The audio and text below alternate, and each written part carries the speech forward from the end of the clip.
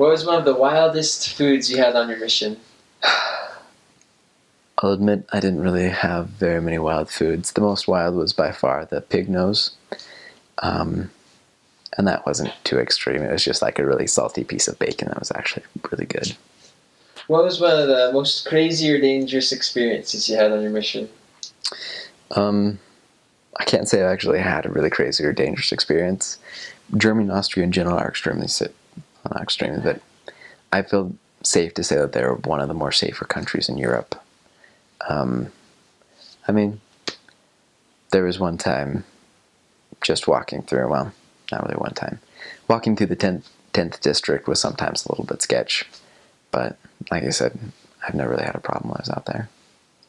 What was one of the most spiritual experiences you had, or a time you felt the Spirit strongly on your mission? There's no one experience that I really pin that to. For me, the most amazing experience, the most spiritual experience, was watching to see how the gospel would take someone who was good and make them even better. The people who I taught were not like off the deep end, so to say. They were already very good people, and yet it was still very cool to see how when they came to know the Book of Mormon was true, gain their testimonies, and live by the principles of the gospel, how the Lord just kind of took that dial and just kind of turned up the light. And to see them go from being a very good person to an even better person. What was one of the greatest life lessons you learned?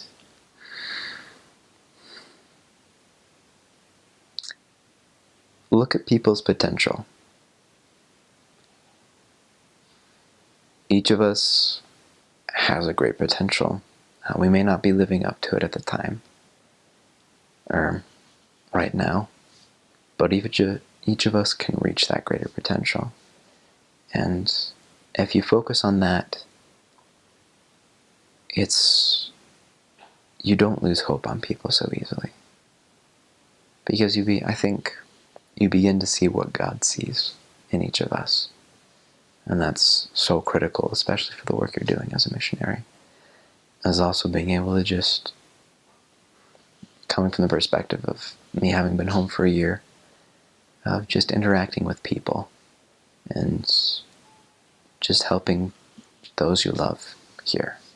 What was one of the greatest abilities that you developed on your mission? For me, it was just learning to open myself up a little bit more to people. I'd say I'm a little bit more like a German. I'm rather personal, or not personal, but just private. I keep things to myself, and being on a mission, I had to learn how to okay, gotta open myself up to these people, which in the beginning was extremely difficult, but I learned the more you open up to people, the more people are willing to open up to you. Awesome. Most extreme weather. The first one was in Austria.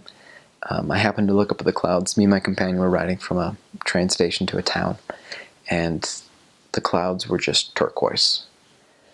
And I was like, Elder, is that normal? Nope, ride.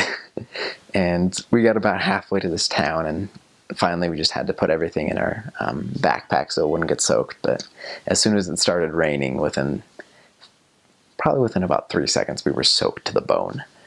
And we got to the town, and 5 minutes after we got to the town, it stopped raining. The second one was during winter. It was the coldest day I experienced out there, and just everything froze. And the train lines, the trains are run on electricity out there, at least the local ones. And the electricity lines had frozen. And so between the connection and the rail line, as the electricity would go through to run the train, it'd create sparks. And so just as the train was running, you'd watch a trail of sparks go behind it. So that was really cool. What's the best advice you could give to a missionary just heading out? Love God and love the people. When you do that, everything else is going to fall into place. You'll obey the rules, and you'll do whatever it takes to help these people.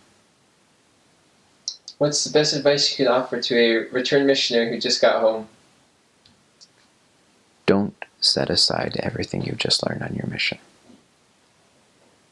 Keep living the principles that you've learned. You'll have to edit or modify some of them because dating is now allowed, and you're supposed to do that. And there are certain things in the missionary rules that are no longer applicable. But the eternal principles that missionary work was done on, the principle of charity, of love, of sacrifice, keep living by those principles. I kind of learned the hard way, and I'm trying to learn to relive those principles.